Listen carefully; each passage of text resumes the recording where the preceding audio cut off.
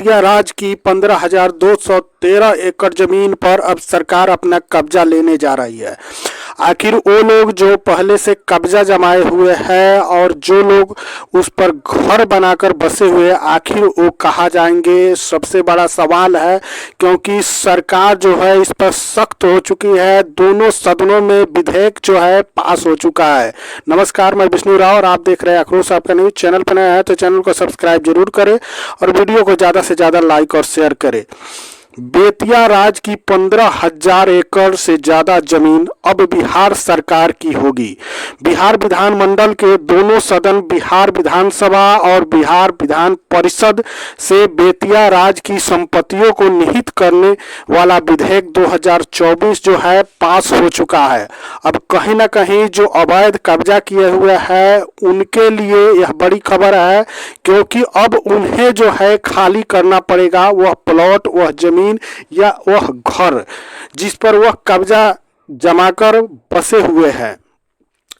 सरकार एक तरफ खुश है क्योंकि उसके पास काफी जमीन आ जाएगी जिस पर वो अलग अलग तरह के इंफ्रास्ट्रक्चर कर पाएगी। दूसरी तरफ इसका काफी विरोध भी हो सकता है क्योंकि ज्यादातर लोगों के पास जमीन से जुड़े सही कागजात है ही नहीं। दलालों ने गलत तरीके से जमीन की बिक्री कर दी है, जैसे तैसे कागजात भी बना दिए गए।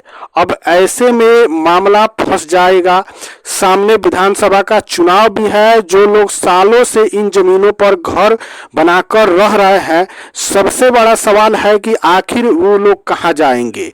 वे अब सरकार के इस फैसले का विरोध पर जरूर उतरेंगे।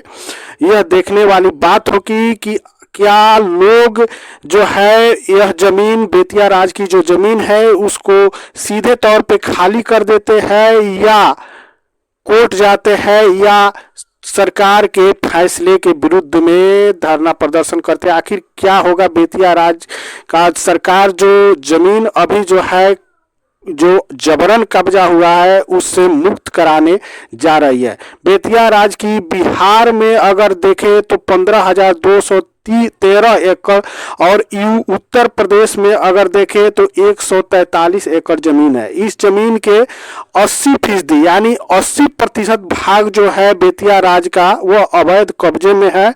ये जमीनें पहले तो कम कीमत में बेची गई, लेकिन अब इन जमीनों का 20 लाख रुपए कट्ठा से भी ज्यादा कीमत लग रहा है। बिहार राजस्व परिषद के अध्यक्ष आईएएस अफसर के पाठक है। के पाठक के बारे में आप लोग जानते ही हैं किस प्रकार के सख्त अधिकारी हैं।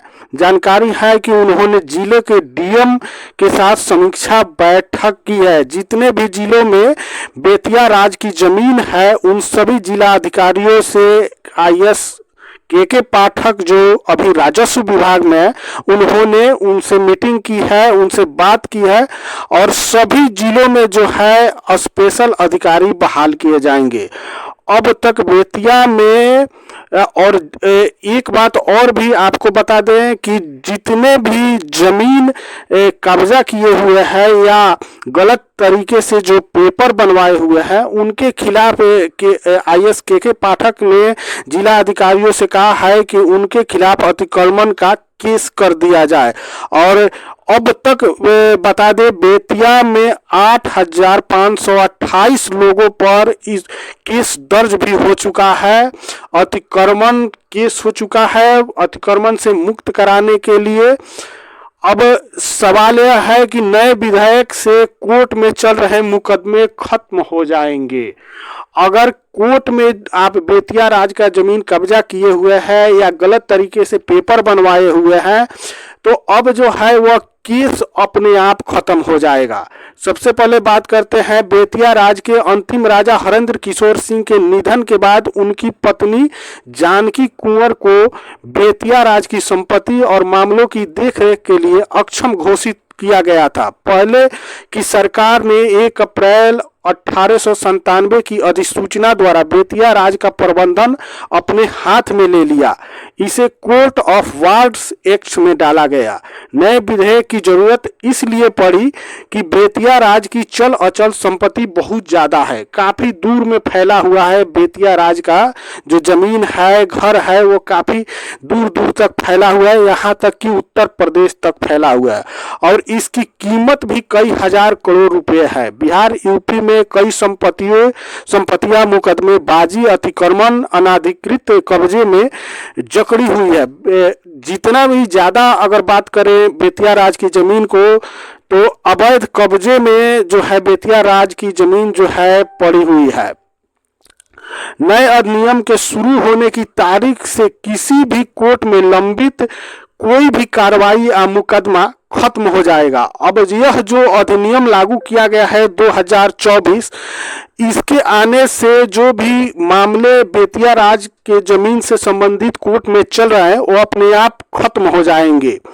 वह जो मुकदमा है अपने आप समाप्त हो जाएगा। धारा 3 के और नई अधिसूचना के तहत 60 दिनों के अंदर विशेष पदाधिकारी के सामने आपत्ति दाखिल कर सकेंगे। बिहार सरकार हर जिले में विशेष पदाधिकारी नियुक्त करेगी। इनके पास बेतिया राज की भूमि और संपत्तियों पर कब्जा करने की शक्ति होगी। अगर आप जो है अपने आप जमीन खाली नहीं करते हैं, सीधे तौर पर खाली नहीं करते हैं, तो सरकार शक्ति पूर्ण तरीके से उस प्लॉट को, उस जमीन को खाली कराएगी। पुलिस फोर्स के जरिए खाली कराया जाएगा। कब्जाधारियों की संपत्ति को खाली करने के लिए 15 दिनों का वक्त दिया जाएगा। अधिकारियों के पास कब्जा करने वालों को बेदखल करने से लेकर सीलबंद करने की तक शक्ति सरकार के द्वारा दिया जाएगा। यानी अगर आप सीधे तौर पे खाली नहीं करते हैं तो प्रशासन वहां पे खाली कराएगी। उसके अलावा आपके घर को, आपकी जो संपत्ति है उसको सील कर दिया जाएगा। अब बात कर लेते हैं बिहार के किन जिलों में कितनी जमीन है बेतिया राज की। पश्चिमी चंपारण की सबसे पहले बात करते हैं तो 9,758.58 एकड़ जमीन है। पूर्वी चंपारण की अगर बात करें तो 5,320.51 एकड़ जमीन है। सिवान की बात करें तो 7.29 एकड़ जमीन है। गोपालगंज की अगर बात करें तो 35.58 एकड़ जमीन है। पटना की अगर बात करें तो 4.81 एकड़ जमीन है। सारण की अगर बात करें तो 88.41 एकड़ जमीन है। वहीं उत्तर प्रदेश की अगर बात करते हैं तो उत्तर प्रदेश के 8 जिलों में बेतिया राज की जमीन है। प्रयागराज में 4.54 एकड़, बस्ती में 6.31 एकड़, अयोध्या में 1.86 एकड़, गोरखपुर में 50.92 एकड़, कुशीनगर में 61.16 एकड़, महाराजगंज में 7.53 एकड़, मिर्जापुर में 0.91 एकड़, बनारस में 10.31 एकड़।